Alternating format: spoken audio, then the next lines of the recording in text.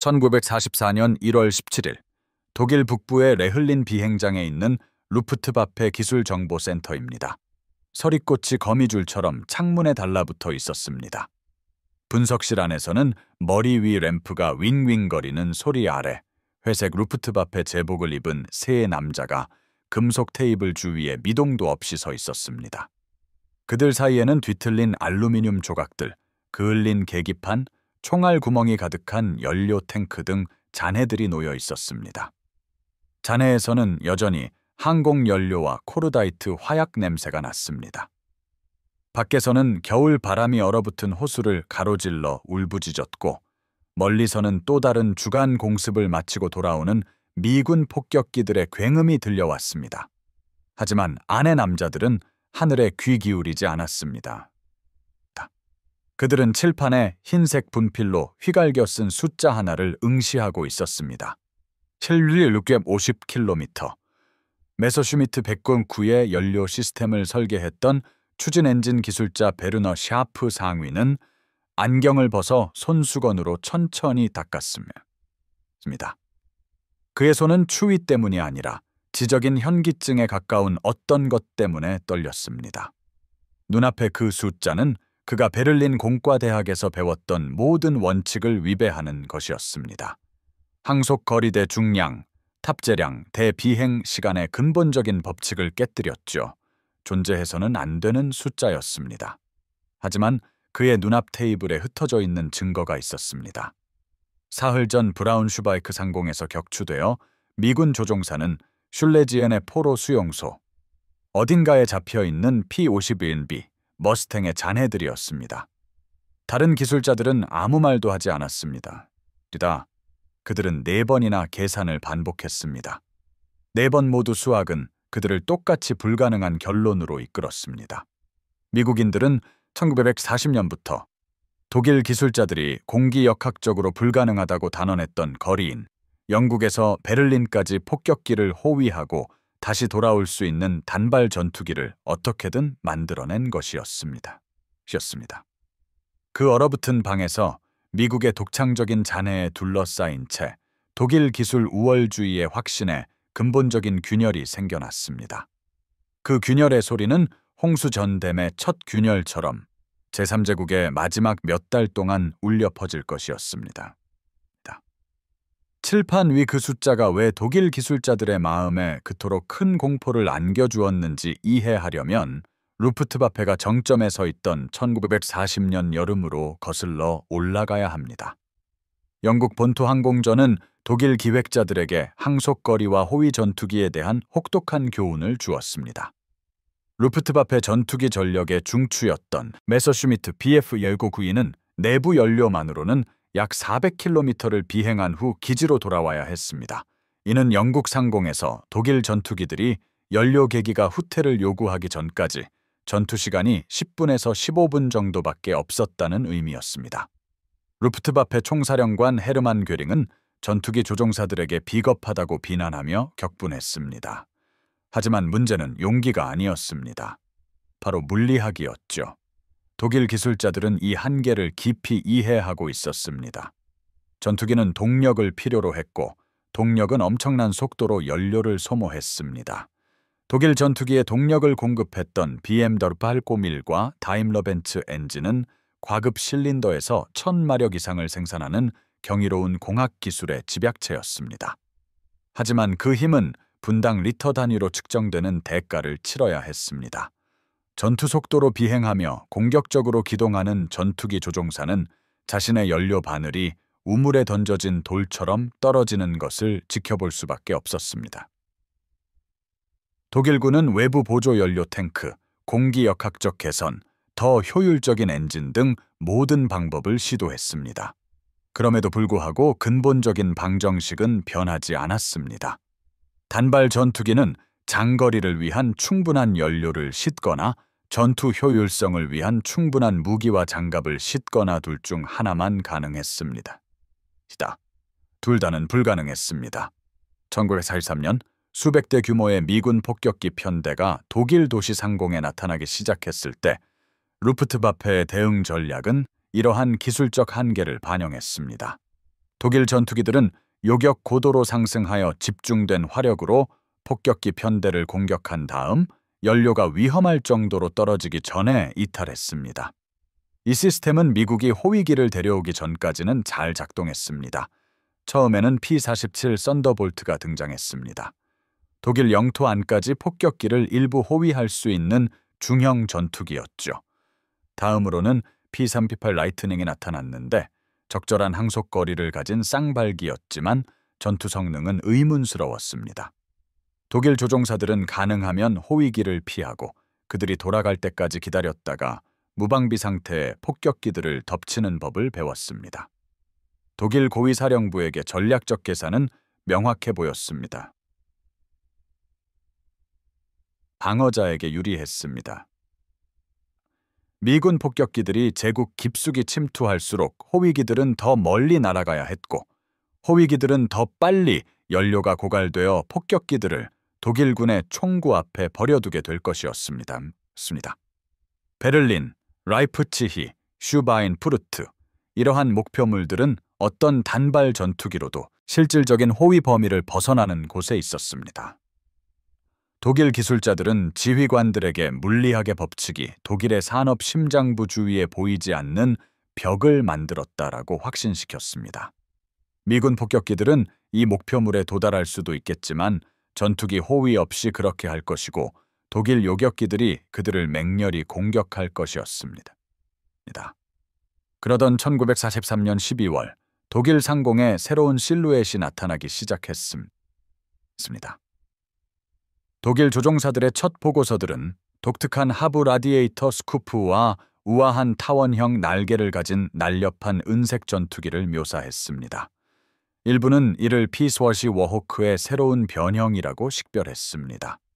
다른 이들은 미국 표식이 있는 개조된 영국 스핏파이어라고 불렀습니다. 혼란은 이해할 만했습니다. 1940년 단 117일 만에 노스 아메리칸 항공에서 설계된 P-51 머스탱은 원래 영국 왕립 공군을 위해 만들어졌기 때문입니다. 앨리슨 엔진으로 구동되는 초기 모델들은 고고도에서 실망스러운 성능을 보였습니다.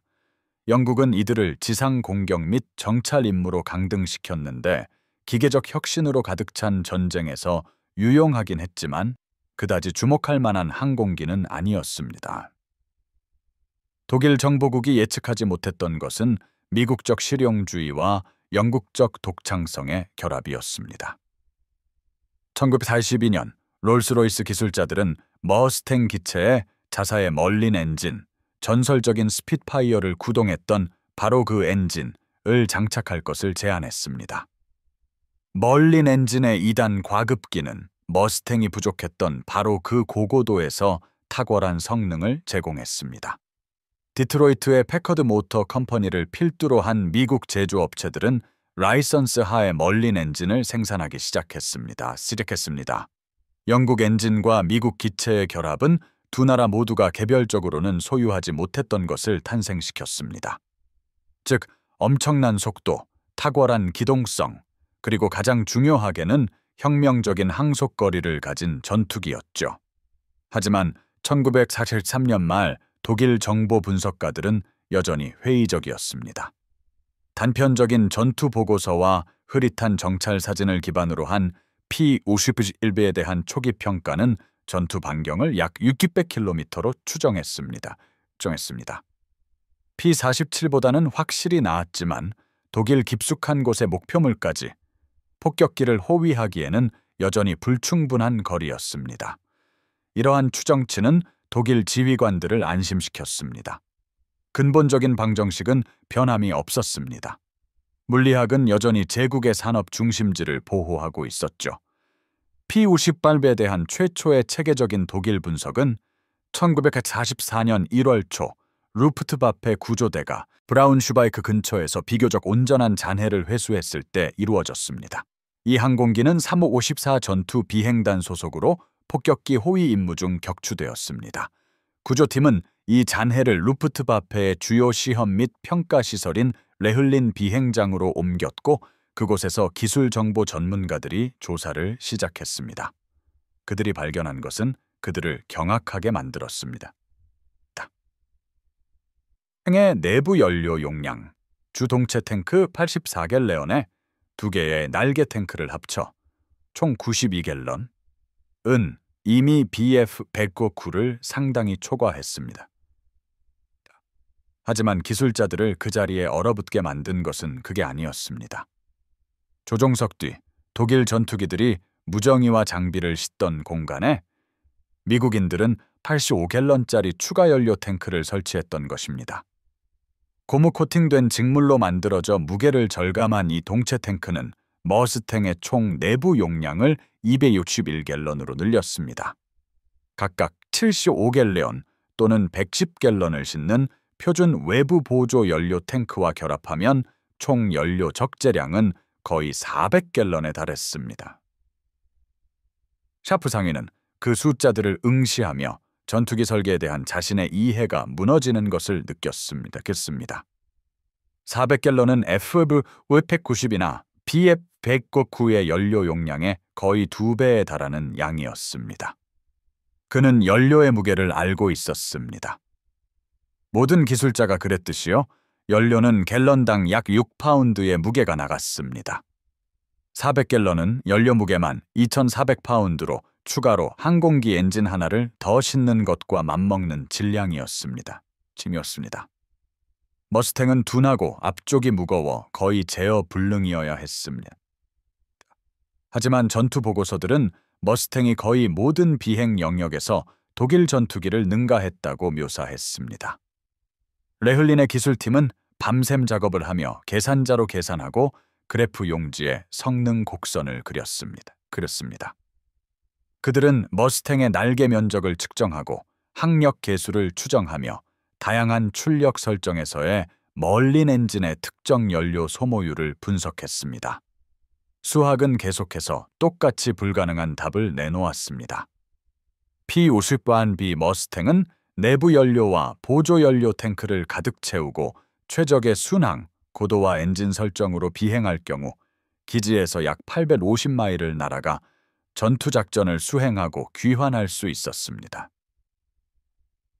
총 전투 방영 850마일, 총 항속거리 1700마일, 킬로미터로 환산하면 전투 방영 약 1400km, 총 항속거리 2700km에 해당했습니다. 베를린은 영국 내 미군 비행장에서 600km 떨어져 있었습니다.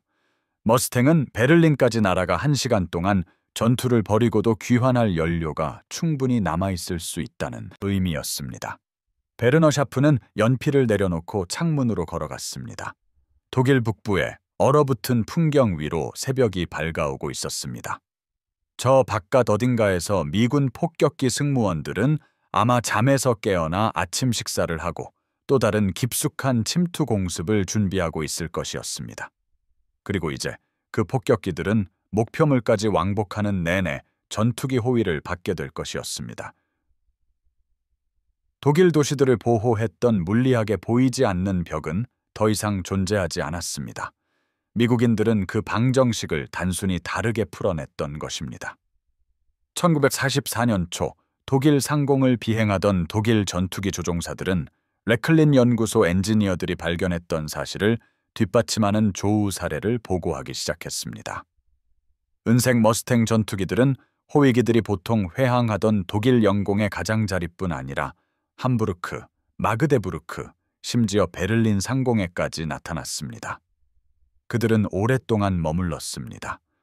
잠깐 나타났다가 귀환하는 P-47 썬더볼트나 P-38 라이트닝과는 달리 머스탱은 폭격기 편대와 임무 내내 함께했습니다.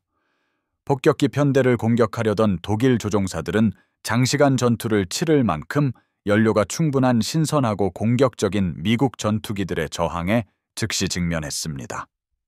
제1전투비행단의 한스 엘러스 중위는 1944년 2월 오셔슬레벤 근처에서 교전 후 전투 일지에 이렇게 썼습니다. 북서쪽에서 접근하는 B-17 편대를 요격하기 위해 상승했습니다. 공격 위치를 잡으려 하자마자 은색 전투기들이 위에서부터 우리를 향해 급강하했습니다. 영국에서 이렇게 멀리 떨어진 곳에서는 연료가 부족할 것이라고 예상했습니다. 하지만 그들은 마치 방금 이륙한 것처럼 싸웠습니다. 우리는 교전을 중단하기도 전에 세 대의 항공기를 잃었습니다. 폭격기들은 아무런 방해도 받지 않고 계속 나아갔습니다. 이건 모든 걸 바꿀 겁니다. 그것은 모든 것을 바꾸어 놓았습니다. 주간 폭격 작전의 전략적 판도를 완전히 바꾸어 놓았기 때문입니다. 1942년부터 미 육군 항공대는 정밀 주간 폭격 교리를 추구했습니다. 중무장한 폭격기 편대가 적의 영공을 침투하여 야간에는 불가능한 정확도로 특정 산업 목표를 파괴하고 전투기 호위 없이 귀환할 수 있다라고 믿었습니다. 하지만 이 교리는 재앙으로 이어졌습니다. 1943년 8월 슈바인푸르트 폭격은 제8공군에게 하루 만에 60대의 폭격기를 잃게 했습니다. 거의 20%에 달하는 손실률이었습니다. 이런 손실은 감당할 수 없는 수준이었습니다. 영국에서 출격하는 폭격기 승무원들은 물리학만큼이나 잔인한 산술적 현실에 직면했습니다. 당시의 손실률로 볼 때 평균적인 폭격기 승무원이 25회의 임무를 완수하고 살아남을 확률은 30% 미만이었습니다. 1984년 초 P-51 머스탱이 대규모로 등장하면서 판도가 뒤집혔습니다. 이제는 독일 전투기들이 불가능에 가까운 역경에 직면하게 된 것입니다. 독일 상공 깊숙이 침투한 폭격기 편대를 요격하기 위해 긴급 출격한 루프트바페 조종사들은 수적으로 열세였고 사거리에서 밀렸으며 미국 호위기들에게 점점 더 압도당했습니다.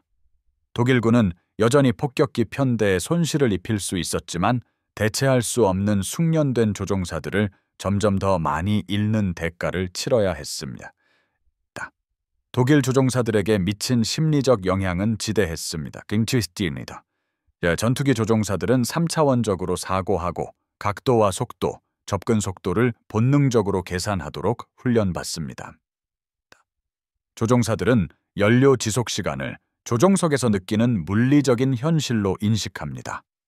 연료가 부족한 상태에서 계속 전투하는 것이 귀환불능으로 이어지는 순간을 알리는 보이지 않는 시계가 끊임없이 똑딱거린다는 것을 말입니다. 적 전투기가 충분한 연료를 가질 수 없을 것이라고 생각했던 지역에서 적 전투기가 나타나는 것은 혼란스러운 인지 부조화를 일으켰습니다. 그것은 적이 자신들의 상식을 뛰어넘는 능력을 가지고 있음을, 즉 숙련된 기술이나 용기만으로는 극복할 수 없는 기술적 우위를 가졌음을 암시했습니다. 200회 이상의 격추 기록을 가진 루프트바페 에이스 하인츠 베어 소령은 1944년 3월 독일 중부 상공에서 머스탱과 조우했습니다. 착륙 후 그는 편대원들에게 말했습니다. 영국 상공에서 스핏파이어, 러시아 상공에서 야크 전투기, 연합군이 가진 모든 전투기와 싸워봤습니다. 그런데 이 미국 전투기는 지금 하는 일을 해낼 수 없어야 합니다. 연료만으로도 트럭처럼 둔하게 움직여야 합니다. 그런데도 우리 전투기와 맞먹는 선회, 성능을 보여주고 속도도 충분합니다. 게다가 우리 영토 상공에까지 와서 우리를 우리 비행장까지 추격하고도 남을 연료를 가지고 있습니다. 어떻게 해냈는지 모르겠지만 우리가 전투기 설계에 적용된다고 생각했던 규칙들을 깨버렸습니다. 1년 안에 소련군에게 점령될 루프트바페 비행장의 비상대기 경납고에 앉아있던 베어 소령은 미국이 어떻게 그 규칙들을 깼는지 정확히 알지 못했습니다. 단 하나의 혁신적인 기술 때문이 아니라 독일의 정교한 공학 기술조차 달성하지 못했던 시스템 차원의 접근 방식 때문이었습니다. 머스탱의 사거리 비밀은 마법이 아니라 연료를 소모하거나 항력을 발생시키는 모든 요소에 대한 체계적인 최적화에 있었습니다. 수석 디자이너 에드거 슈뮤트가 이끄는 노스 아메리칸 항공의 엔지니어들은 전투기를 개별 부품의 조립체가 아닌 완전한 시스템으로 접근했습니다. 매우 부드러운 윤곽으로 설계된 항공기의 측류 날개는 기존 날개 설계에 비해 항력을 크게 줄였습니다. 항력이 낮아지면 순항 속도를 유지하는 데 필요한 추력이 적었고 이는 곧 낮은 연료 소비를 의미했습니다. 동체 아래 흡기구에 장착된 액냉식 멀린 엔진의 라디에이터는 이를 발견한 영국 엔지니어의 이름을 따 메로디스 효과라고 불리는 현상으로 냉각 공기 흐름을 신중하게 관리하여 미미한 전방 추력을 생성하도록 설계되었습니다. 이는 냉각 항력으로 인해 일반적으로 손실되는 에너지의 일부를 회복했습니다. 노획한 머스탱을 조사한 독일 엔지니어들은 이러한 개선점들을 인지했습니다. 측류 날개는 독일 공기 역학자들에게 생소한 것이 아니었으며 액체 냉각 시스템은 많은 독일 전투기의 표준으로 적용되었습니다. 그들을 놀라게 한 것은 수십 가지 최적화의 누적 효과였습니다. 각각은 개별적으로는 미미했지만 총체적으로는 엄청난 변화를 가져왔습니다. 머스탱은 물리학 법칙을 위반하지 않았습니다. 단지 독일 엔지니어들이 가능하다고 믿었던 것보다 더 많은 성능을 그 법칙들로부터 끌어냈을 뿐입니다. 하지만 기술만으로는 머스탱의 영향을 설명할 수 없습니다. 이 항공기의 진정한 혁명은 미국 산업 철학에 대해 상징하는 바에 있었습니다. 독일 전투기 개발은 지속적인 개선과 전문화의 패턴을 따랐습니다. BF-159는 수많은 변형 모델을 거쳤으며 각 모델은 특정 역할이나 전투 조건에 최적화되었습니다. F-190은 견고하고 강력한 제공 전투기로 설계되었습니다. 독일의 공학 문화는 정밀성, 최적화, 그리고 이론적 완벽성을 중요하게 여겼습니다. 각 항공기는 지정된 역할에서 탁월한 성능을 발휘하도록 의도되었습니다. 반면 미국 공학은 다재다능함과 대량 생산을 수용했습니다. 머스탱은 단순화된 제조 기술을 사용하여 신속하게 생산될 수 있도록 처음부터 설계되었습니다. 날개는 자동차 생산에서 응용된 조립 라인에서 제작될 수 있는 일체형 설계였습니다.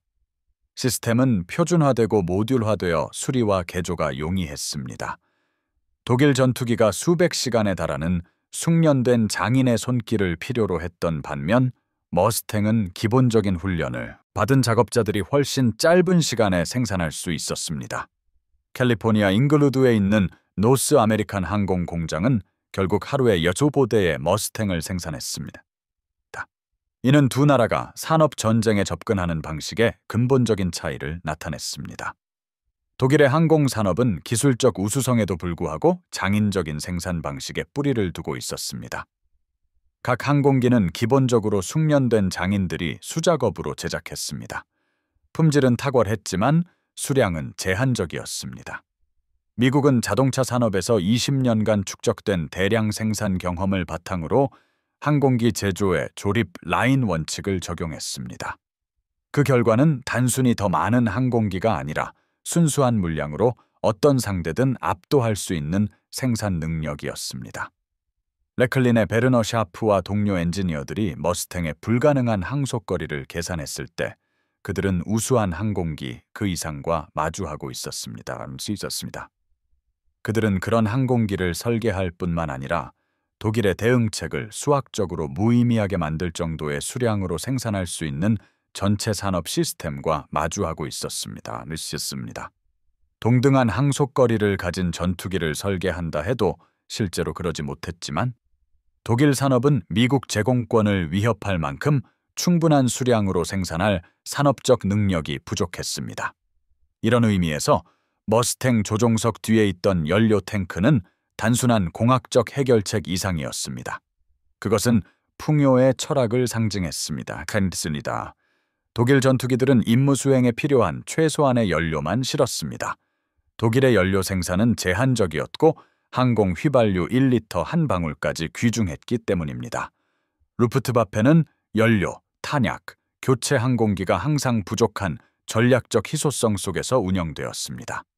겉보기에는 무한한 산업 능력과 석유 자원을 가진 미국은 그럴 여유가 있었기 때문에 수백 갤런의 연료를 싣는 전투기를 설계할 수 있었습니다. 그 85갤런 동체 연료 탱크는 단순히 추가적인 항속거리를 의미하는 것이 아니었습니다. 그것은 물질적 우월성의 선언이었으며 미국 산업이 타협 없이 전투기에 필요한 모든 자원을 제공할 수 있다는 주장이었습니다. 끊임없이 주의를 기울여야 하는 연료 게이지를 가진 항공기를 조종하고 수시간 비행 후에도 연료 게이지가 거의 움직이지 않는 적을 마주했던 독일 조종사들은 이러한 격차를 일종의 실존적 불평등으로 경험했습니다. 하늘 자체가 미국이 풍요로움으로 독일의 희소성에 맞서는 경제적 전쟁터가 되었고 그 결과는 수학처럼 피할 수 없는 것이었습니다. 1944년 봄이 되자 장거리 호위 전투기가 독일 상공의 공중전에 미친 영향은 더 이상 부인할 수 없는 수준이 되었습니다. 점차 많은 수의 머스탱을 장착한 미-809는 아규먼트 작전을 개시했습니다. 이 작전은 독일 항공기 생산 시설을 겨냥한 일주일간의 대규모 공습 시리즈였습니다. 이전에는 이렇게 깊숙이 침투하는 것은 자살 행위나 다름없었습니다. 하지만 이제 임무 내내 머스탱의 호위를 받으면서 미군 폭격기들은 라이프치히, 브라운슈바이크, 슈바인푸르트, 레겐스부르크의 목표물을 타격했으며 상당한 손실을 입기는 했지만 1943년의 재앙적인 손실률과는 비교할 수 없을 정도로 훨씬 적은 피해를 입었습니다. 독일 전투기 조종사들에게 미친 심리적 영향은 파괴적이었습니다. 증점입니다. 275회의 공중전 승리를 거두고 전쟁에서 살아남은 귄터랄 소령은 이렇게 회상했습니다. 우리는 두 가지 전쟁을 벌이고 있었습니다. 첫 번째는 폭격기를 상대로 한 전쟁이었습니다. 폭격기는 중무장하고 어려운 목표였지만 예측할 수 있었습니다. 두 번째는 그들의 호위기를 상대로 한 전쟁이었습니다. 호위기가 P-47이나 P-38일 때는 그들이 돌아갈 때까지 피했다가 폭격기를 공격할 수 있었습니다.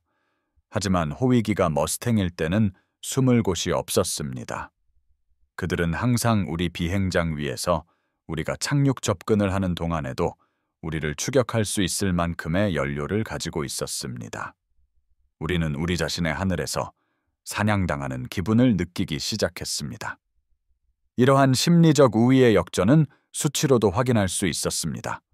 조종사 손실이 늘고 보충 훈련이 점점 더 급해지면서 독일 공군의 출격률은 감소하기 시작했습니다.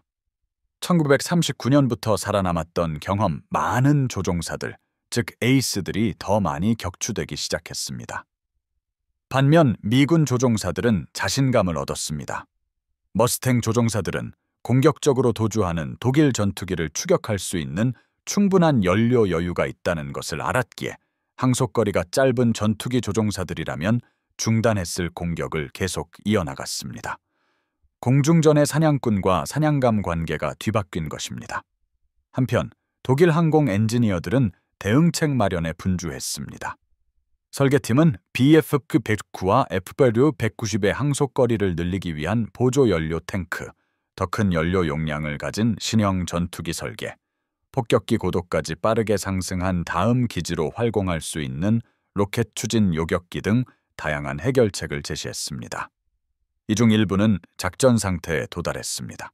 BF-109G10과 F-190A8은 추가 연료를 탑재하고 성능도 향상되었습니다.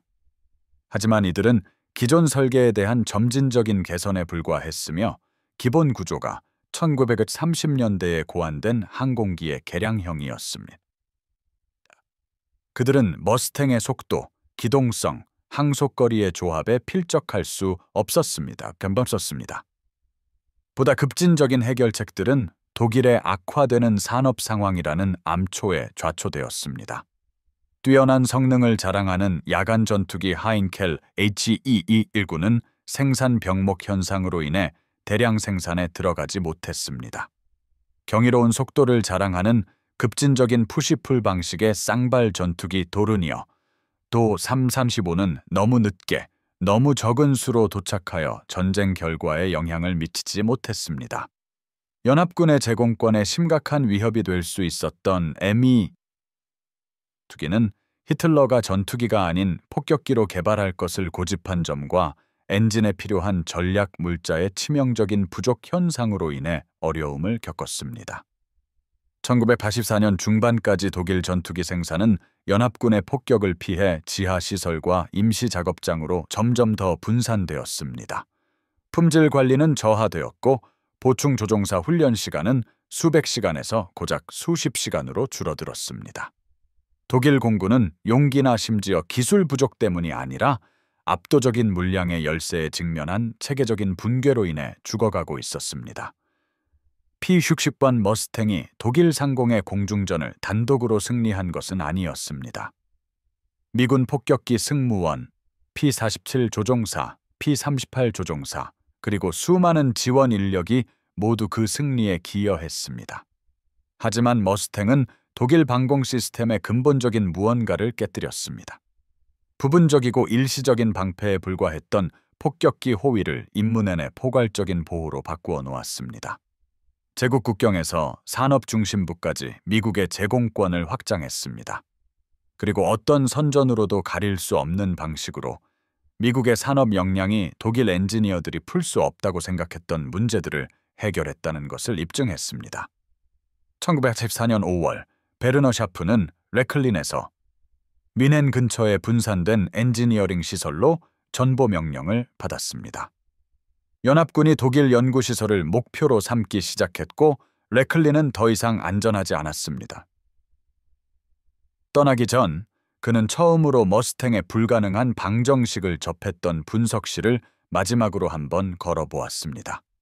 잔해는 이제 사라지고 추가 연구를 위해 다른 곳으로 옮겨졌거나 원자재로 폐기되었습니다. 하지만 칠판에는 희미해진 분필 자국으로 계산들이 여전히 남아 있었습니다. 항속거리 곡선, 연료 소비율, 거짓말할 수 없는 숫자로 쓰인 독일의 패배를 증명하는 수학적 증거였습니다. 그는 그 항공기를 조종했던 미군 조종사에 대해 생각했습니다. 그 조종사가 1월에 브라운슈바이크 상공을 가로지르는 은색 전투기를 조종하면서 독일 내 어떤 목표물에도 도달하고 집으로 돌아갈 수 있는 충분한 연료를 싣고 있다는 것을 알았을 때 무슨 생각을 했을까 궁금해했습니다. 그가 자신의 항공기가 무엇을 의미하는지 이해했을까요? 미군 조종사들은 그들의 P-51이 단순한 기계가 아니라 독일 쌍발 폭격기보다 더 긴 항속거리를 가진 단발 전투기 각각에 연료를 공급할 여유가 있을 정도로 거대하고 효율적인 산업 시스템의 발현이라는 것을 깨달았을까요?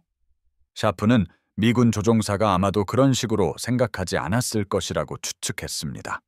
조종사들은 전술, 생존, 다음 임무에 대해 생각했습니다. 전략적 함의는 엔지니어와 장군들이 숙고할 몫이었습니다. 하지만 매일 머스탱을 조종하면서 미군 조종사는 분명 어떤 종류의 자신감을 내면화했을 것입니다. 즉, 자신의 조국 산업이 임무를 완수하는 데 필요한 모든 것을 제공할 것이라는 확신 말입니다. 충분한 연료, 충분한 탄약, 그리고 항공기가 손상되었을 때 충분한 교체 항공기. 수천 명의 미군 조종사들에게 확산된 그 자신감은 아마도 항공기의 기술적 사양만큼이나 중요했을 것입니다.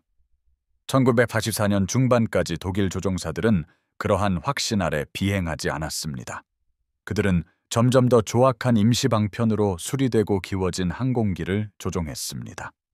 그들은 엔진을 오염시키고 성능을 저하시키는 품질이 저하된 합성 연료를 태웠습니다. 그들은 폭격으로 파괴된 비행장에 착륙했고 절박한 대공포 승무원들이 쏘아 올린 대공포탄의 장막을 뚫고 다시 이륙했습니다. 그들은 의식적으로는 아니더라도 뼈저리게 압도적인 물량의 우위를 가진 적군을 상대로 단순히 버티는 것만으로도 패배하는 싸움을 하고 있다는 것을 알았습니다. 조종석 뒤에 장착된 고무 처리된 가솔린 주머니인 머스탱의 연료 탱크는 샤프의 마음속에서 일종의 상징이 되었습니다. 특정 기술의 상징이 아니라 국가 간의 간극을 나타내는 상징이었습니다. 한 국가는 연료 1리터가 소중하고 항공 가솔린 생산이 수요를 결코 충족시킬 수 없었기 때문에 최소한의 필요한 용량으로 계산된 연료 탱크로 싸웠습니다. 다른 국가는 풍요로움이 그러한 관대함을 허용했기 때문에 어떤 전술적 요구 사항도 초과하는 연료 용량을 가진 전투기를 만들었습니다. 한 국가는 부족함을 위해 설계했고 다른 국가는 풍요를 위해 설계했습니다. 1944년 7월 도널드 블레이크슬리 대령이 이끄는 4전투비 행단은 영국 기지에서 머스탱을 조종하며 뮌헨 근처의 목표물로 폭격기를 호위했습니다. 샤프는 그들이 머리 위를 지나는 소리를 들었습니다. 수백 대의 폭격기 엔진의 독특한 굉음과 전투기 호위대의 더 높은 음조에 찢어지는 소리가 함께 들렸습니다. 그는 문간에 서서 은색 점들이 여름 하늘에 비행군을 그리는 것을 지켜보았습니다. 그들은 영국 기지에서 최소 600km 떨어져 있었다고 그는 추정했습니다. 그들은 목표물까지 1시간 더 날아가 전투작전을 수행하고 집으로 돌아갈 것이었습니다. 불가능이 일상이 된 것입니다. 1984년 9월이 되자 미군 머스탱은 독일 전역을 휩쓸며 비행장, 기관차, 군용 수송대를 기총소사했습니다. 전쟁에서 살아남은 독일 전투기 조종사들은 특히 악몽 같았던 경험을 이야기했습니다. 착륙 접근 중 머스탱에 쫓기는 것이었습니다. 자신들의 연료는 바닥났고 가장 취약한 순간에 자신을 추격하는 미군 조종사는 필요하다면 1시간 더 비행장을 선회할 수 있는 연료를 가지고 있다는 것을 알았습니다. 심리적 역전은 완전히 이루어졌습니다. 사냥꾼은 자신의 영토에서 사냥감이 된 것이었습니다. 전쟁의 마지막 달은 점점 더 필사적인 독일의 대응으로 이어졌습니다. 제트 전투기가 제한된 수로 등장했습니다.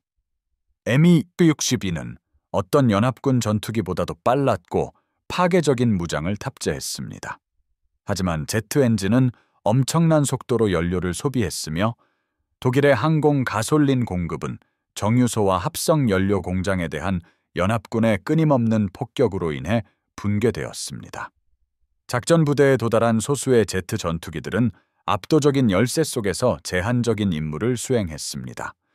일부 독일 조종사들은 폭격기 편대에 대한 충돌 공격을 제한하며 미군 항공기를 격추하기 위해 스스로를 희생했습니다.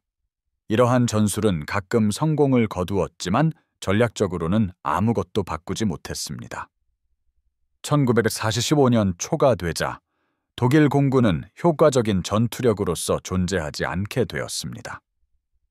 독일 조종사들이 용기가 부족해서가 아니었습니다.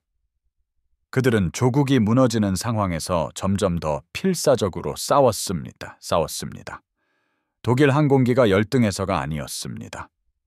타킵 152와 제트 추진 Mi-262와 같은 후기. 독일 전투기들은 막강한 기술력을 대표했습니다.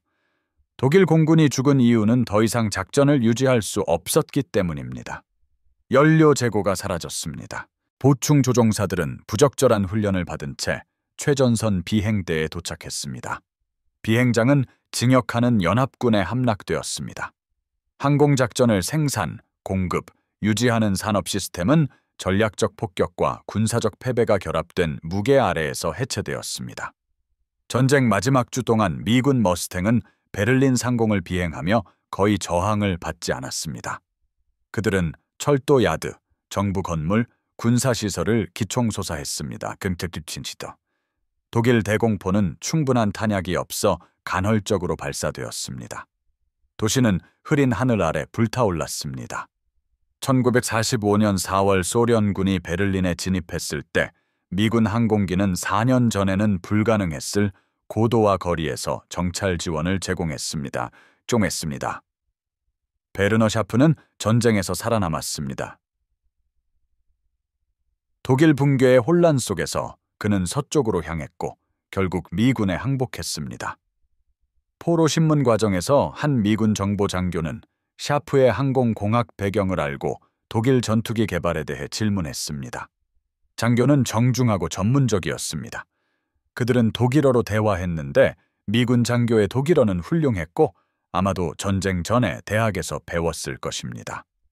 어느 시점에 미군 장교는 머스탱에 대해 독일 엔지니어들이 그 성능을 이해했는지 물었습니다. 샤프는 지친 미소를 지으며 그렇다고 이해했다고 말했습니다.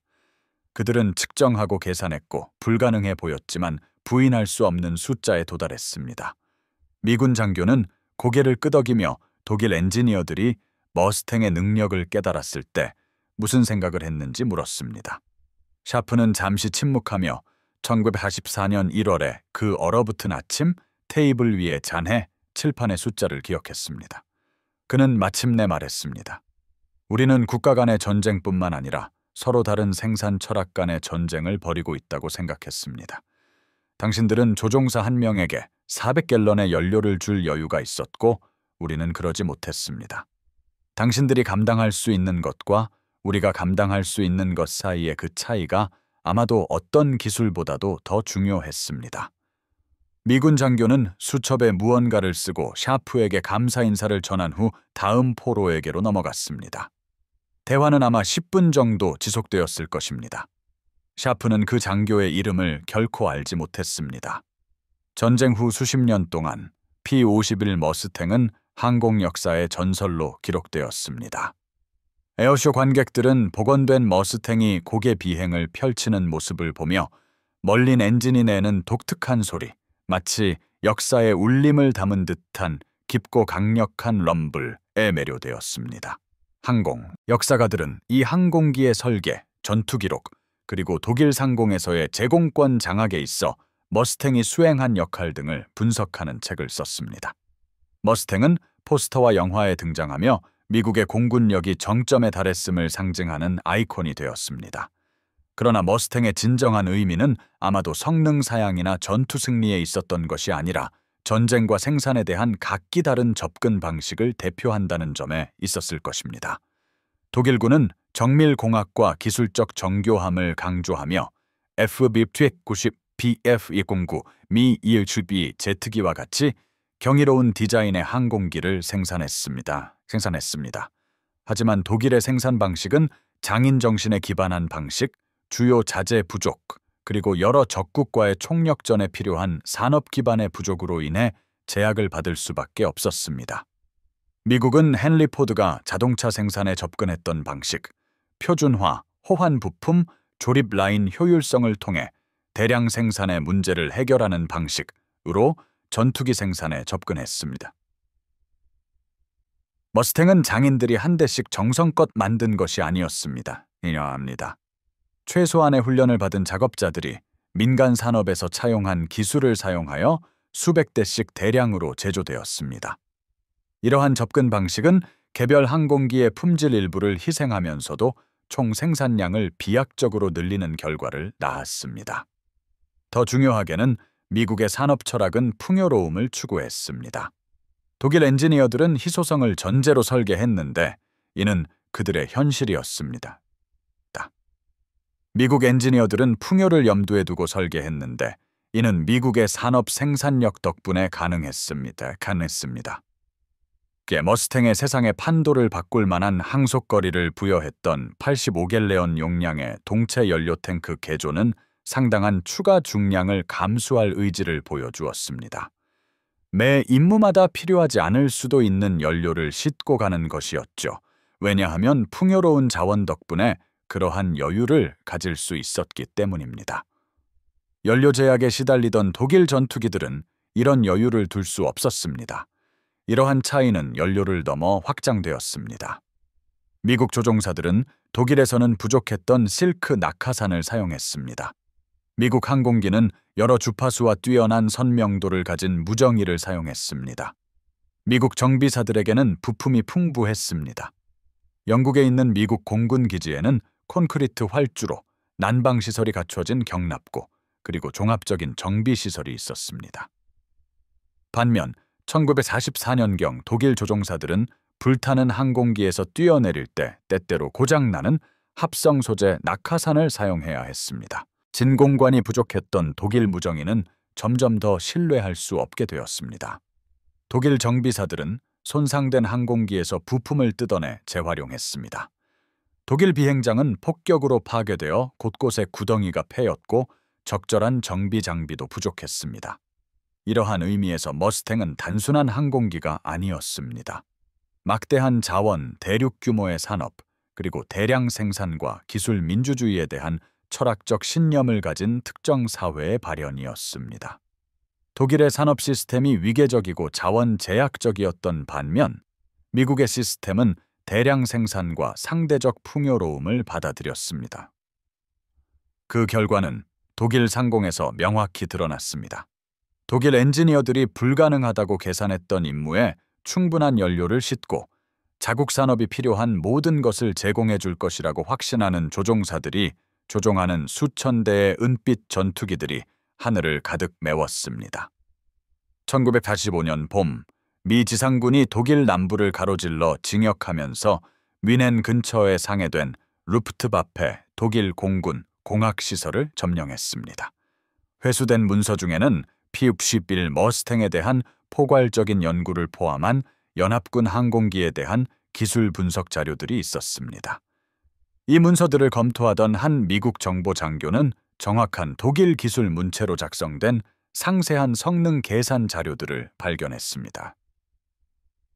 계산은 정확했습니다. 독일 엔지니어들은 머스탱의 능력을 완벽하게 이해하고 있었습니다. 그들은 머스탱의 항속거리를 측정하고 연료 소모량을 분석했으며 전술적 함의를 문서화했습니다. 한 보고서의 마지막 부분에는 타이핑된 본문과는 다른 필체로 짧은 독일어 메모가 추가되어 있었습니다. 이것은 모든 것을 바꾼다. 우리의 생산 방식으로는 이것을 따라잡을 수 없다. 즉각적인 대체 방어 전략 개발을 권고한다. 메모의 날짜는 1984년 2월로 레클린에서 포획된 머스탱 잔해에 대한 첫 포괄적인 조사가 이루어진 지 2달 후였습니다. 정보 장교는 이 문서를 더 큰 규모의 압수된 독일 기술 자료 모음에 포함시켰습니다. 결국 이 문서들은 미국 기록 보관소로 전달되었고 전후 분석가들이 독일의 군사산업 조직을 이해하기 위해 연구했습니다. 익명의 독일 엔지니어가 깨달음의 순간에 작성한 그 송을씨 메모는 기술적 우수성이 시스템적 우위와 마주했을 때 결코 이길 수 없음을 인정한 순간의 증거로 남았습니다. 수치는 간단했습니다. 1984년 미국은 96천 대 이상의 항공기를 생산했습니다. 독일은 항공산업을 분산하고 보호하기 위한 필사적인 노력에도 불구하고 약 40,000대를 생산했습니다. 미국은 유럽 전역 어디든 폭격기를 호위할 수 있는 전투기를 만들었습니다. 독일은 장거리 호위가 불가능하게 만드는 연료 제약에 묶인 전투기를 만들었습니다.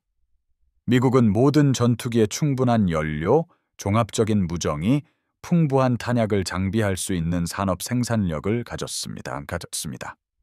독일은 모든 것을 배급했고 그럼에도 여전히 부족했습니다. 흔히 사람들은 기술적 우위가 승리할 것이라고 믿으며 전쟁에 임합니다. 더 나은 공학 기술, 더 혁신적인 디자인, 그리고 우월한 전술 교리를 가진 국가가 승리할 것이라고 말이죠.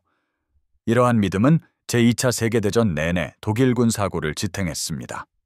독일 전차는 1대1로 비교했을 때 연합군 전차보다 우월한 경우가 많았습니다. 독일 항공기는 한 대 한 대만 놓고 보면 연합군 성능에 필적하거나 능가하는 경우가 빈번했습니다. 폴란드, 프랑스, 러시아에서의 혹독한 경험을 통해 발전시킨 독일의 전술 교리는 정교하고 효과적이었습니다. 그러나 기술적 우위는 체계적인 풍요로움에 맞서기에는 역부족임이 드러났습니다. 미국은 압도적인 수량으로 충분히 쓸만한 항공기를 만들 여유가 있었습니다. 조종사들을 철저히 훈련시키고 전투에 투입하기 전 각 조종사에게 수백 시간의 비행 시간을 부여할 여유가 있었습니다. 모든 항공기에 초과 연료 용량, 여분의 무정이, 풍부한 탄약을 장착할 여유가 있었습니다. 항공기를 잃어도 즉시 교체할 여유가 있었습니다. 1984년경 독일 산업은 이 중 어떤 것도 감당할 수 없었습니다. P-51 머스탱은 이러한 격차를 명확히 보여주었습니다. 1984년 1월 칠판에 휘갈겨 쓰여진 그 항속거리 수치는 독일의 우월한 기술 역량이 아니라 미국의 우월한 산업 철학을 나타냈습니다. 독일도 비슷한 항속거리를 가진 항공기를 설계할 수 있었을 것입니다. 하지만 그들이 할 수 없었던 것은 의미 있는 수량으로 그러한 항공기를 만들고 적절한 연료를 공급하며 종합적인 물류 지원을 제공하고 작전을 무기한 지속하는 것이었습니다. 머스탱은 고립된 존재가 아니라 대양 건너편에 배치 및 유지되고 해외 기지에서 정비되며 손실이 발생하면 그보다 더 빠르게 교체할 수 있는 산업 생태계의 일부로 존재했습니다. 1945년 3월 미군에 의해 점령된 독일 비행장의 사진이 있습니다. 정형에는 손상된 메서슈미트 BF-109 한 대가 카울링이 제거되고 엔진이 부분적으로 분해된 채 놓여 있습니다. 항공기는 얼룩덜룩한 회색과 흰색의 겨울 위장 무늬를 입고 있으며 대충 현장에서 수리된 흔적을 보여줍니다. 그 뒤편 사진 배경에 희미하게 보이는 곳에는 미국 P-51 머스탱 한 대가 같은 비행장에 주차되어 있고 은빛 기체가 희미한 햇살 아래 빛나고 있습니다. 이 병치는 말보다 더 웅변적으로 이야기를 들려줍니다. 손상되어 부품이 뜯겨나가 날 수 없는 방어자의 항공기, 그리고 본국 기지에서 600km 떨어진 독일 비행장에 온전하게 운용 가능한 상태로 주차된 공격자의 항공기 말입니다. 군사기록 보관소에 보존된 이 사진은 3년에서 1945년 사이에 일어난 역전 현상을 포착하고 있습니다. 폴란드와 프랑스 상공에서 거침없이 비행하며 전쟁을 시작했던 루프트바페는 결국 자국 영토 상공에서 무사히 작전하는 적들과 싸우며 전쟁을 마쳤습니다. 한때 기술적 우월성을 확신하며 적국의 영공 깊숙이 침투했던 독일 조종사들은 기술적 동등함만이 아닌 압도적인 물량 우세를 가진 상대에게 자국 비행장을 방어하며 전쟁을 끝냈습니다. 머스탱 연료 탱크의 연료, 독일 비행장까지 600km를 비행하고도 본국으로 돌아갈 예비 연료를 남겨두게 했던 그 풍부한 휘발유는 액체 탄화수소 이상의 의미를 가졌습니다. 그것은 산업 생산력, 자원 접근성, 그리고 우아함보다 풍요로움, 개별 품질보다 수량, 장인 정신의 우수성보다 체계적인 생산을 받아들이는 전쟁 철학을 상징했습니다. 독일은 항공 애호가들이 여전히 그 기술적 정교함에 감탄하는 아름다운 항공기, 공학적 경이로움을 만들었습니다. 미국은 뛰어난 설계가 아니라 뛰어난 생산, 뛰어난 물류, 그리고 뛰어난 산업 조직을 통해 승리할 수 있는 항공기를 만들었습니다. 1944년 1월, 베르너 샤프가 얼어붙은 방에서 칠판에 쓰인 불가능한 방정식을 응시했을 때 그는 항공기의 성능 사양 그 이상을 마주하고 있었습니다. 그는 미래와 마주하고 있었습니다. 산업 시스템이 개인의 천재성보다 더 중요하고 생산 능력이 기술적 탁월함보다 결과를 더 많이 좌우하며 수천 대의 좋은 전투기를 만들 수 있는 국가가 수백 대의 완벽한 전투기를 만들 수 있는 국가를 이기는 세상 말입니다. 정밀함과 탁월함을 중시하는 독일 전통에서 훈련받은 엔지니어들에게 그 깨달음은 쓰라렸을 것입니다. 독일의 기술 교육은 이론적 엄밀성, 수학적 정교함, 그리고 최적의 해결책 추구를 강조했습니다. 독일 공학 문화는 우아함을 찬양했습니다. 영리한 설계를 통해 최소한의 재료로 최대의 성능을 달성하는 것이었죠. 이러한 철학은 아우토반 시스템, V2 로켓, 터빈 엔진, 휴토웨이 공기역학 등 비범한 성과를 냈습니다. 그러나 이는 평시 개발과 제한된 생산에 적합한 철학이었지, 어떤 손실도 압도적인 생산량으로 메울 수 있는 상대와의 산업 전쟁에 지루하고 소모적인 마모전에는 적합하지 않았습니다. 포드나 제너럴 모터스와 같은 대량 생산 개척자들에게 뿌리를 둔 미국의 접근 방식은 생산 시스템이 압도적인 양을 생성할 수 있다면 개별 단위가 덜 정교할 수도 있다라는 것을 받아들였습니다. 머스탱은 완벽하게 최적화되지 않았습니다. 예를 들어 동체 연료 탱크는 연료가 가득 찼을 때 독일 엔지니어들이 용납할 수는 없었을 조종의 어려움을 야기했습니다. 그러나 이러한 불완전함은 노스 아메리칸 에비에이션이 매일 무기한으로 하루에 15대의 머스탱을 인도할 수 있다는 사실보다 덜 중요했습니다. 생산 제약에 묶인 완벽한 해결책은 양으로 배치된 불완전한 해결책에 패배했습니다.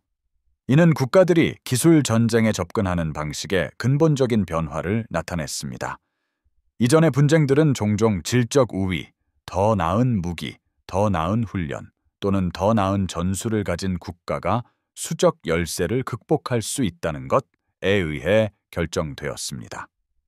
제2차 세계대전에서는 산업 생산력이 지배적인 요소가 되었습니다. 품질은 여전히 중요했지만 적절한 수량이라는 맥락 안에서만 의미를 가졌습니다. 숙련된 조종사가 조종하는 기술적으로 우월한 전투기라 할지라도 연료 부족으로 이륙하지 못하거나 교체 부품이 비행장에 도착할 수 없거나 훈련에 필요한 연료와 항공기가 전투작전으로 전용되어 조종사가 충분한 훈련을 받지 못했다면 아무것도 이룰 수 없었습니다. 1944년 여름, 연합군이 노르망디에 주둔하고 프랑스 내륙으로 진격하기 시작하면서 미군 전투기들은 서유럽 전역을 자유롭게 누볐습니다. 머스탱은 라인강으로 후퇴하는 독일군 부대를 기총소사하고 철도역을 공격하며 비행장까지 타격했습니다. 루프트바페 독일 공군 내 대응은 점차 드물어졌습니다. 미군 항공기에 맞서기 위해 출격한 독일 전투기들은 수적으로나 작전 범위 면에서 압도당했고 연료와 탄약을 아낌없이 쓸 수 있는 적과 싸워야 했습니다. 반면 독일 조종사들은 엄격한 보급 제한 속에서 작전을 수행해야만 했습니다. 이 시기 독일 조종사들의 일기에는 자신감에서 투지로 그리고 결국 절망으로 변해가는 과정이 고스란히 담겨 있습니다. 1944년 초만 해도 노련한 루프트바페 조종사들은 미군 폭격기 편대에 충분한 손실을 입혀 주간 공습이 엄청난 대가를 치르게 할 수 있을 것이라고 믿었습니다. 중반으로 접어들면서 분위기는 암울한 각오로 바뀌었습니다. 전쟁에서 질지도 모르지만 계속 싸우겠다는 의지였죠. 1944년 말에는 많은 일기에서 체념이 묻어났습니다. 1944년 11월 코엘른 근처에서 미군 폭격기에 맞선 출격 후 한 조종사는 이렇게 적었습니다. 우리는 12대의 항공기를 긴급 출격시켰다. 폭격기 약 50대와 최소 30대의 호위기를 만났다. 머스탱이 우리를 공격하기 전 폭격기 한 대를 손상시켰다. 우리는 4대의 항공기를 잃었다. 비행 연료는 10분 남짓 남은 상태로 착륙했다. 우리가 착륙하는 동안 미군기들은 우리 위를 선회하며 지켜보다가 날아갔다. 그들은 지켜볼 여유가 있었다. 우리는 그들을 추격할 여유조차 없다. 이것이 바로 패배의 모습이다. 이것이 바로 패배의 모습이다 라는 구절은 머스탱이 가진 전략적 영향의 본질을 잘 보여줍니다. 군사적 패배가 항상 극적인 형태로 찾아오는 것은 아닙니다. 때로는 엄청난 전투나 갑작스러운 붕괴의 모습으로 나타나지 않기도 합니다. 적이 감당할 수 없는 능력을 보여주고 모든 교전이 그들의 우위를 확인시켜주며 소모전의 산술적인 계산이 걷잡을 수 없이 불리하게 돌아가는 수백 번의 작은 조우 속에서 패배가 점진적으로 쌓이는 경우도 있습니다. 머스탱은 바로 그런 종류의 패배를 상징했습니다. 단 한 번의 치명적인 일격이 아니라 지속적이고 압도적인 존재감으로 독일의 제공 방어를 산술적으로 불가능하게 만들었던 것입니다. 1944년 말 독일 전투기 조종사의 입장에서 계산을 한번 해봅시다. 여러분은 라이프치히 근처의 합성 연료 공장과 같은 산업 목표물을 방어하고 있습니다. 미군 폭격기들이 서쪽에서 전투기 호위를 받으며 접근합니다. 여러분은 실브대의 항공기로 비상 출격합니다. 그만큼의 항공기가 운용 가능하다면 운이 좋은 거죠. 요격 고도까지 상승하는데 연료가 소모됩니다. 폭격기 편대에 도달하면 50대에서 100대의 중폭격기가 삼엄한 방어 대형을 이루고 있고 그 주변에는 40대에서 60대의 호위 전투기가 있습니다. 연료 상황이 심각해지기 전까지 여러분에게 주어진 전투 시간은 몇 분에 불과합니다. 그 몇 분 안에 폭격기 한두 대를 격추한다고 해도 연료가 바닥나기 전에 교전을 중단하고 기지로 돌아가야만 합니다. 한편 호위기들은 여러분을 추격할 충분한 연료가 있습니다. 여러분이 본국으로 도망치려 해도 그들은 뒤쫓습니다. 착륙을 시도하면 가장 취약한 착륙 접근 중에 비행장을 기총소사합니다. 만약 여러분이 무사히 착륙한다고 해도 목표물을 성공적으로 방어하는 것이 전략적으로 아무것도 바꾸지 못한다는 사실을 깨닫게 될 겁니다. 미군기들은 내일 더 많은 폭격기와 더 많은 호위기를 데리고 돌아올 것이고 여러분은 또다시 똑같이 불가능한 산술적 문제에 직면할 것입니다. 이것이 바로 전쟁 마지막 해 루프트바페 조종사들의 일상이었습니다. 그들이 비겁하거나 기술이 부족해서 패배한 것이 아닙니다. 많은 독일 조종사들은 수십, 수백 대의 적기를 격추한 뛰어난 에이스들이었습니다. 그들은 산술적인 계산 때문에 패배했습니다. 머스탱의 긴 항속거리는 미군 전투기들이 모든 교전에서 끝까지 존재할 수 있음을 의미했습니다. 미국의 엄청난 생산력은 손실된 기체를 빠르게 보충할 수 있게 했고 미국의 충분한 연료 공급은 작전을 무기한으로 지속할 수 있게 했습니다. 아무리 뛰어난 독일 조종사라도 그 정도 규모의 시스템적 약점을 극복할 수는 없었습니다. 1944년 10월 미군 정보 장교들은 80회 이상의 전투 임무를 수행한 베테랑 독일 전투기 조종사를 신문했습니다. 기밀 해제된 기록에 보존된 신문 녹취록에는 머스탱에 대한 대화가 포함되어 있습니다. 미군 장교가 P-51에 대해 독일 조종사들이 어떻게 생각하는지 묻자 독일 조종사의 답변은 다음과 같이 기록되어 있습니다. 당신의 머스탱은 확실히 좋은 항공기입니다. 하지만 그것이 중요한 이유는 아닙니다. 우리에게도 좋은 항공기가 있습니다. 당신들의 머스탱을 파괴적으로 만드는 것은 당신들이 수천 대를 가지고 있다는 점입니다. 각각의 머스탱은 독일 전역 어디든 비행할 수 있는 충분한 연료를 가지고 있고 영국에는 교체할 항공기가 대기 중이며 조종사들은 종합적인 훈련을 받았고 지상 정비사들은 풍부한 예비 부품을 가지고 있습니다. 반면 우리는 언제든 수백 대의 가동 가능한 전투기만을 보유하며 연료는 항상 부족하고 교체 조종사들은 최소한의 훈련만을 받았고 지상 정비사들은 폐기된 부품으로 기적을 행하고 있습니다. 당신들은 비행기가 더 좋아서 물론 좋긴 합니다만 우리를 이기는 것이 아니라 우리는 모든 것을 아껴야 하는 반면 당신들은 아무런 제약 없이 비행할 여유가 있기 때문에 이기는 것입니다. 이것은 더 이상 조종사들의 전쟁이 아닙니다. 회계사들의 전쟁이며 당신들은 셀 수 있는 모든 것을 더 많이 가지고 있습니다. 회계사들의 전쟁이라는 그 구절은 전쟁의 양상이 어떻게 변화했는지에 대한 깊은 통찰력을 보여줍니다. 이전 시대에는 개인의 영웅주의, 전술적 탁월함 혹은 기술 혁신이 결과를 좌우할 수 있었습니다. 그러나 1944년에 이르러 결정적인 요소는 산업 생산 능력이었습니다. 한 달에 얼마나 많은 항공기를 생산할 수 있는가, 얼마나 많은 조종사를 훈련시킬 수 있는가, 얼마나 많은 연료를 정제할 수 있는가, 얼마나 많은 예비 부품을 제조할 수 있는가. 이러한 범주에서 우월한 숫자를 가진 국가가 개별 전투의 결과와 상관없이 승리할 것이었습니다. 머스탱은 이러한 계산들의 교차점에 존재했습니다. 연장된 항속거리는 각 항공기가 짧은 항속거리의 전투기들이 여러 번 출격해야만 가능했던 임무를 수행할 수 있음을 의미했습니다. 신뢰할 수 있는 멀린 엔진과 견고한 구조는 더 높은 작전 준비율을 의미했습니다. 즉, 매일 더 많은 항공기가 임무에 투입될 수 있었다는 것이죠. 비교적 간단한 유지보수 요구사항은 지상 정비사들이 출격 사이에 항공기를 신속하게 정비할 수 있음을 의미했습니다. 이 모든 요소들은 머스탱의 순수한 성능 사양을 넘어선 전략적 효율성을 배가시켰습니다. 반면 독일 전투기들은 누적되는 불이익으로 고통받았습니다. 품질이 저하된 합성 연료는 엔진 고장을 일으켰습니다. 핵심 합금의 부족은 엔진 신뢰성과 수명을 감소시켰습니다. 분산된 생산시설은 품질 관리를 어렵게 만들었습니다.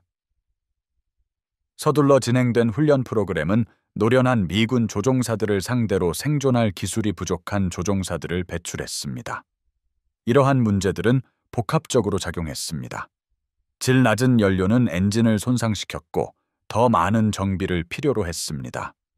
이는 부품 부족으로 이미 압박받던 보급 체계를 더욱 옥죄었고 작전 준비율을 떨어뜨렸으며 이는 공습에 방어할 수 있는 항공기 수가 적어졌다라는 것을 의미했습니다. 결과적으로 미군은 산업 목표물에 대한 공습을 더욱 성공적으로 수행할 수 있게 되었고 이는 독일의 생산 능력을 더욱 저하시켜 1944년을 넘어 1945년까지 가속화되는 하향 나선형에 빠지게 했습니다. 머스탱이 이러한 악순환을 만들지는 않았지만 가속화시켰습니다.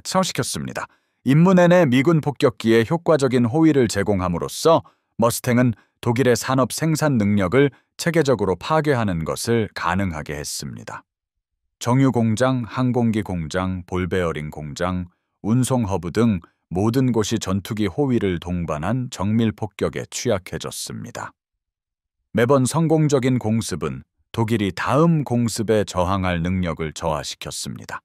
1943년에는 비용이 많이 들고 그 효과가 의심스러웠던 전략적 폭격 작전은 1944년에 결정적인 역할을 하게 되었고 머스탱이 바로 그 판도를 바꾼 항공기였습니다. 항공 역사에는 전투 지속성 (combat persistence)이라는 개념이 있습니다.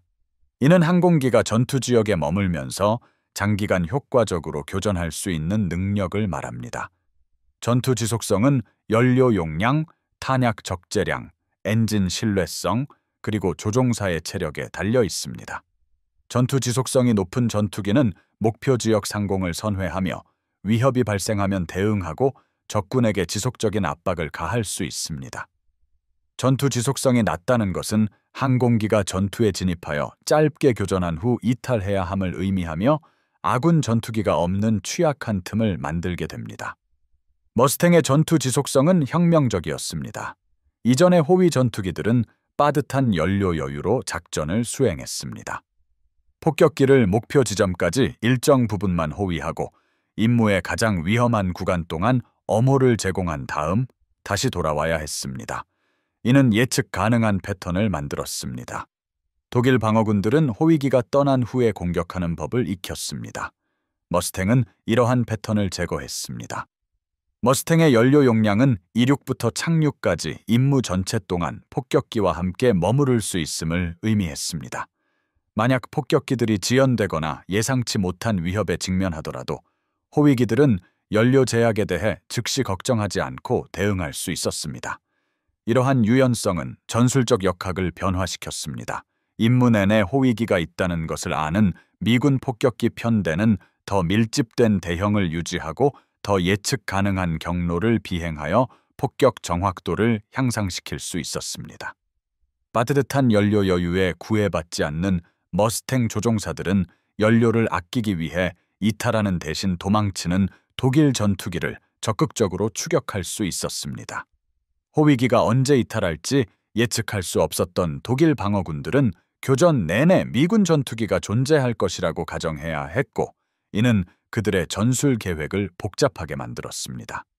이러한 전투 지속성의 심리적 측면은 아무리 강조해도 지나치지 않습니다.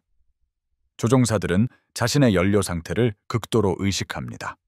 그것은 그들의 의식 속에 끊임없이 존재하는 작전을 얼마나 오래 계속할 수 있는지를 측정하는 초읽기 타이머와 같습니다. 충분한 연료가 있다는 것을 아는 것은 자신감을 심어주어 공격적인 전술과 지속적인 압박을 가능하게 합니다. 연료가 심각하게 제한되어 있다는 것을 아는 것은 불안감을 조성하고 보수적인 연료 관리와 조기, 이탈을 요구합니다. 머스탱은 미군 조종사들에게 풍부한 연료를 제공했지만 독일 전투기들은 연료 부족에 시달렸습니다.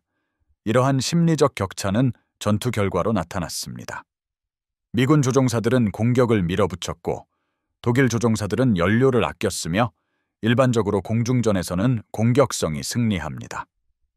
1945년 4월 소련군이 동쪽에서 베를린을 향해 진격하고 미군이 서쪽에서 전진하면서 루프트와페의 작전은 사실상 중단되었습니다. 연료 비축량은 고갈되었고 비행장들은 점령되거나 버려졌습니다. 조종사들은 소련군보다는 미군이나 영국군에 항복하기를 바라며 서쪽으로 도주했습니다. 일부 항공기는 포획을 막기 위해 승무원들에 의해 파괴되었습니다. 다른 항공기들은 독일 붕괴의 혼란 속으로 조종사들이 사라지면서 비행장에 그대로 버려졌습니다. 미군 머스탱은 이러한 붕괴 위를 비행하며 폐허를 촬영하고 가끔 군사 목표물을 기총소사했지만 점차 아무런 저항도 받지 않게 되었습니다. 공중전은 끝났습니다. 그것은 극적인 최후의 전투로 끝난 것이 아니라 빈 연료 탱크, 파괴된 공장, 그리고 무한한 자원을 가진 듯 보이는 적에 맞서 더 이상 작전을 유지할 수 없었던 생산 시스템으로 측정되는 독일의 저항 능력의 점진적인 고갈로 끝났습니다. 전쟁 직후 몇 년간 미군 항공 기술자들은 노획한 독일 항공기와 문서를 광범위하게 연구했습니다.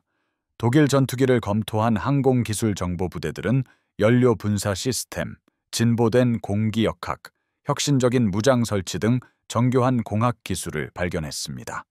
독일 기술자들은 전후 제트기 개발에 영향을 미칠 후테익 설계 작업을 진행하고 있었습니다. 독일은 실전 배치된 제트 전투기, 로켓 추진 요격기, 유도 미사일을 선구적으로 개발했죠. 기술적으로 독일의 항공 연구는 매우 뛰어났습니다. 하지만 독일은 제공권 싸움에서 완패했습니다. 미국 분석가들은 산업전쟁에서 기술적 정교함만으로는 승리할 수 없다라고 결론 내렸습니다. 생산 능력, 보급체계, 훈련 시스템, 그리고 자원 확보가 개별 항공기의 성능보다 더 중요했던 것이죠. 아무리 기술적으로 우수한 전투기라도 충분한 수량으로 생산할 수 없고 제대로 연료를 공급할 수 없으며 잘 훈련된 조종사가 조종할 수 없다면 전략적으로 무의미했습니다. 머스탱은 기술적으로 훌륭한 항공기였지만 그 결정적인 영향은 머스탱 자체의 혁명적인 기술보다는 이를 지원하는 산업 및 보급 시스템 덕분이었습니다. 이 교훈은 수십 년간 미군의 조달 정책을 형성했습니다. 우수한 무기를 설계하는 것을 넘어 그 무기가 대량 생산될 수 있고 보급적으로 지원되며 현실적인 훈련 수준을 갖춘 인력에 의해 효과적으로 운용될 수 있도록 시스템 통합으로 초점이 옮겨갔습니다. 목표는 감당할 수 없거나 제한된 수량만 생산 가능한 완벽한 해결책을 추구하기보다 충분히 쓸만한 장비를 압도적인 물량으로 배치하는 것이 되었습니다. 소련 역시 다른 관점에서 같은 교훈을 연구하며 비슷한 결론에 도달했습니다. 냉전 시대 소련의 군사 교리는 비교적 단순하고 견고한 무기 체계를 대량 생산하여 광범위한 물량으로 제조하고 기본적인 훈련을 받은 인력이 야전에서 운용할 수 있도록 하는 데 중점을 두었습니다. 미국과 마찬가지로 소련도 기술적 우아함보다는 산업 생산 능력과 보급 지속성이 더 중요하다는 것을 깨달았습니다. 대량 생산 요구사항에 대한 충분한 고려 없이 기술적 우수성만을 추구했던 독일의 접근 방식은 군사사관학교와 경영대학원에서 연구되는 경고성 사례가 되었습니다. 여기서의 교훈은 품질이 중요하지 않다는 것이 아니라 품질이 생산 현실과 균형을 이루어야 한다는 것이었습니다. 충분한 수량으로 생산될 수 없거나 보급적으로 유지될 수 없는 무기 시스템은 그 기술적 장점에도 불구하고 실패작인 것입니다. 마지막 머스탱들은 한국 전쟁에서 지상 공격기로 참전했고 긴 항속거리를 활용하여 한반도 전역에 걸쳐 근접 항공 지원을 제공했습니다. 그때쯤에는 제트 전투기들이 일선에서 피스톤 엔진 항공기를 대체했지만 이 분쟁에서의 머스탱 전투 기록은 그 전설을 더했습니다. 일부 공군에서는 1980년대까지 머스탱을 계속 운용했는데 이는 이 항공기의 견고한 설계와 지속적인 유용성을 증명하는 것이었습니다. 1914년 1월 머스탱의 불가능한 항속 거리를 계산했던 엔지니어 베르너 샤프는 전쟁에서 살아남아 결국 미국으로 이민을 갔습니다. 그는 미 항공우주 산업에서 일자리를 찾았고 루프트바페 독일 공군와의 이전 소속에도 불구하고 그의 독일 공학 자격은 문을 열어주었습니다. 1960년대에는 초기 제트 수송기 작업에 참여하며 20년 전 머스탱을 연구하며 배웠던 연료 효율성과 항속거리 최적화 원리를 적용했습니다. 만년의 샤프는 루프트바페의 기술 정보 작전을 연구하는 항공 역사가와 인터뷰를 했습니다.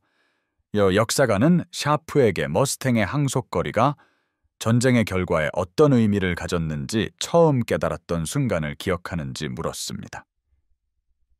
샤프는 잠시 창밖 그 캘리포니아 아파트에서 하늘을 바라보며 말없이 생각에 잠겼습니다. 마침내 그가 말했습니다.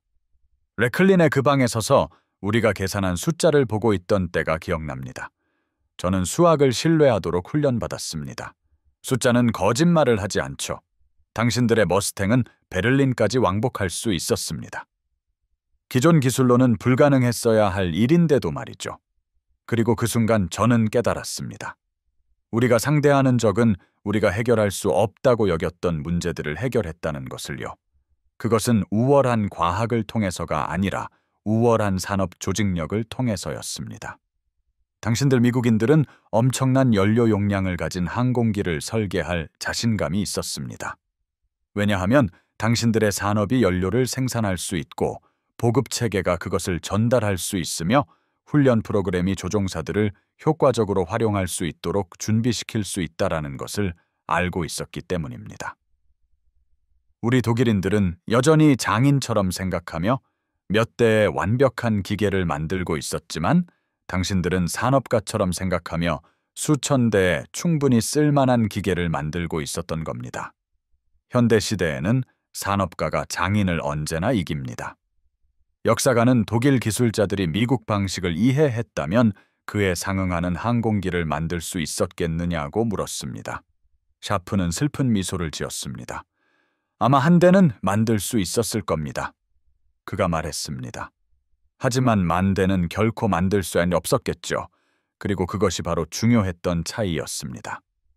1994년 봄날 아침, 머스탱이 베를린까지 폭격기를 호위하기 시작한 지 50년이 지난 후 복원된 P-51D 한 대가 영국 남부 에어쇼에서 비행을 선보였습니다.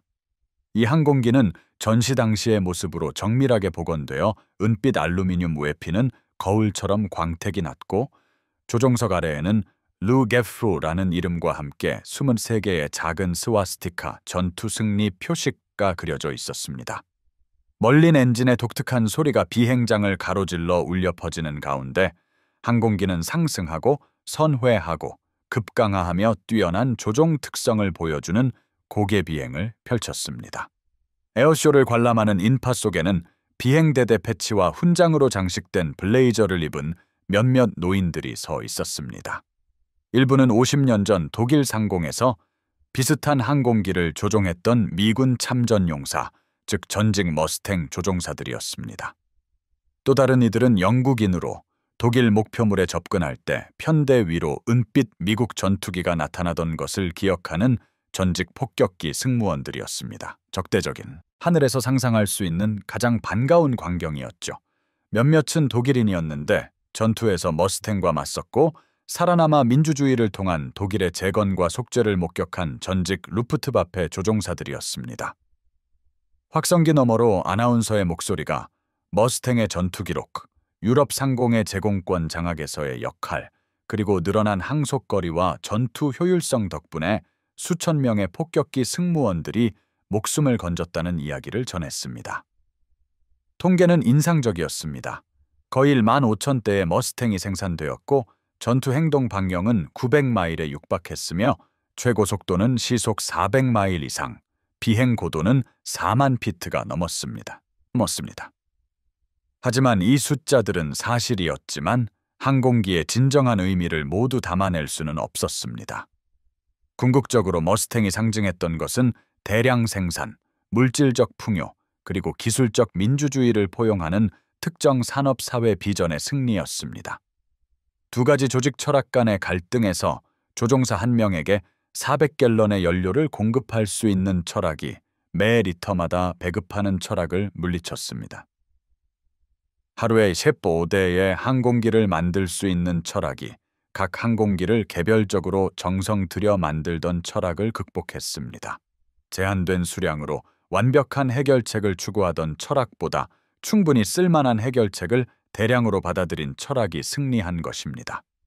복원된 머스탱이 멀린 엔진을 전속력으로 가동하며 영국 하늘로 솟아오를 때 이를 지켜보던 일부 참전 용사들은 전투에서 그런 항공기를 조종했던 느낌을 기억했습니다.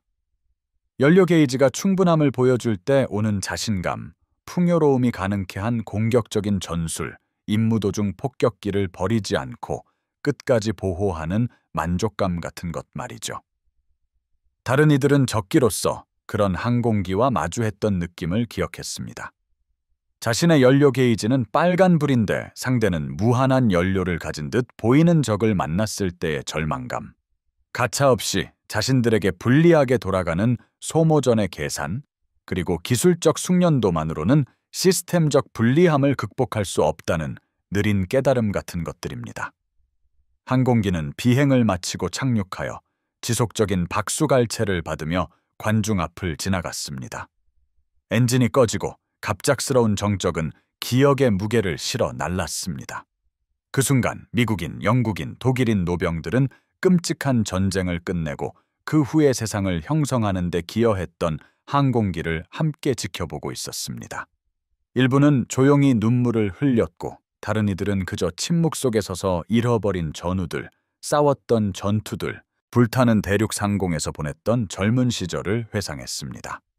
역사의 관점에서 보면 특정 혁신들은 혁명을 통해서가 아니라 그 시대와의 완벽한 조화를 통해 비로소 엄청난 변화를 가져오죠.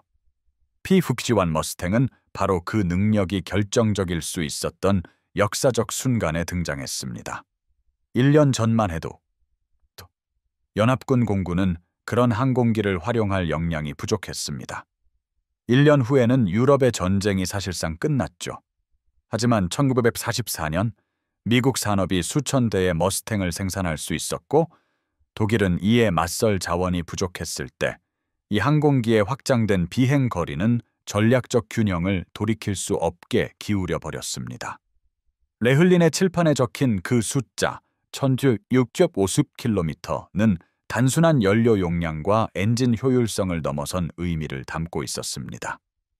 그것은 두 가지 다른 종류의 사회, 산업 조직에 대한 두 가지 접근 방식, 그리고 자원 배분에 대한 두 가지 철학 사이의 거리를 상징했죠. 수십 년간의 대량 생산과 대륙 규모의 인프라 개발을 통해 형성된 한 사회는 모든 전투기 조종사에게 충분한 연료를 제공할 여유가 있었습니다. 반면 다른 사회는 모든 기술적 정교함과 엔지니어링 우수성에도 불구하고 그러한 풍요로움을 불가능하게 만드는 제약 속에서 작동했습니다. 1944년 1월 그 불가능한 비행 거리를 계산했던 독일 엔지니어들은 미래를 목격하고 있었습니다. 개인의 탁월함보다 산업 생산 능력이 더 중요하고 체계적인 생산이 장인 정신을 뛰어넘으며 풍요가 우아함을 이기는 미래를요. 그들은 그 의미를 즉시 파악했습니다. 수학은 거짓말을 하지 않았죠. 독일 도시들을 보호했던 연료 제약이라는 보이지 않는 벽은 더 이상 존재하지 않았습니다. 미국 전투기들은 어디든 갈 수 있었고 필요한 만큼 머물 수 있었으며 안전하게 귀환할 수 있게 된 것입니다.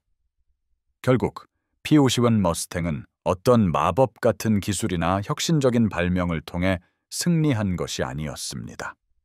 전투기 설계의 대량 생산 원칙을 실용적으로 적용하고 풍부한 자원으로 가능해진 넉넉한 연료 용량, 신속한 제조에 적합한 견고한 구조, 그리고 유지보수 요구사항을 최소화하는 신뢰할 수 있는 시스템을 통해 승리했습니다.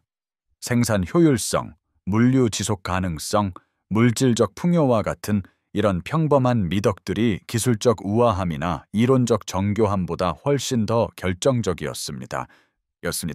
이 교훈은 수십 년이 지난 지금도 여전히 유효합니다. 산업사회 간의 장기적인 분쟁에서 생산 능력과 자원 가용성은 궁극적으로 개별 무기의 기술적 사양보다 결과를 더 많이 좌우하게 될 것입니다. 자국 군대에 풍부하게 장비를 갖추고 인력을 철저히 훈련시키며 작전을 무기한 지속하고 손실을 신속하게 보충할 수 있는 국가는 개별 무기는 뛰어나지만 산업 역량이 열악한 적수들을 압도할 것입니다. 베르너 샤프는 1944년 1월 레흘린의 얼어붙은 방에 서서 자국의 패배를 증명하는 수학을 응시하며 이 사실을 깨달았습니다. 칠판에 적힌 그 숫자 1700마일, 약 2735km마일이라는 불가능한 비행 거리는 연료 소모 곡선과 성능 사양으로 쓰인 예언과 같았습니다. 그것은 도시의 함락, 방공망의 붕괴, 산업 생산 능력의 체계적인 파괴, 그리고 산업적 지속 가능성보다 기술적 완벽함을 우선시했던 시스템의 궁극적인 패배를 예고했습니다. 1944년 봄, 독일 상공 어딘가에서 베를린으로 향하는 은빛 머스탱을 조종하던 한 미국 조종사는 연료 게이지를 보며 자신감을 느꼈습니다. 그는 임무를 수행하고도 남을 충분한 연료를 가지고 있었죠. 수천 대의 항공기에 탑승한 수천 명의 조종사들에게 증폭된 그 자신감은 텍사스 유정의 수백만 갤런 연료와 뉴저지 정유 공장의 힘을 받아 대륙을 가로지르는 산업 시스템의 지원을 받으며 어떤 엔지니어링 우아함으로도 이겨낼 수 없는 힘을 대변했습니다. 조종석 뒤편에 고무 처리된 휘발유 주머니였던 머스탱의 연료 탱크는 단순히 탄화수소 이상의 것을 담고 있었습니다. 그것은 풍요로움, 자신감, 산업 강국으로서의 힘, 그리고 자원의 체계적인 적용을 통한 승리의 약속을 품고 있었습니다. 독일 엔지니어들이 그 용량을 계산하고 그 의미를 깨달았을 때 그들은 말로 아닌 부정하거나 꺾을 수 없는 숫자로 쓰인 자국의 비문을 읽고 있었던 것입니다. 1984년 유럽 상공에서 불가능한 비행 거리를 가진 미국 전투기들은 공중전의 규칙을 다시 썼습니다. 독일 기술센터의 칠판 위에서 엔지니어들은 그 의미를 계산하며 미래를 이해했습니다.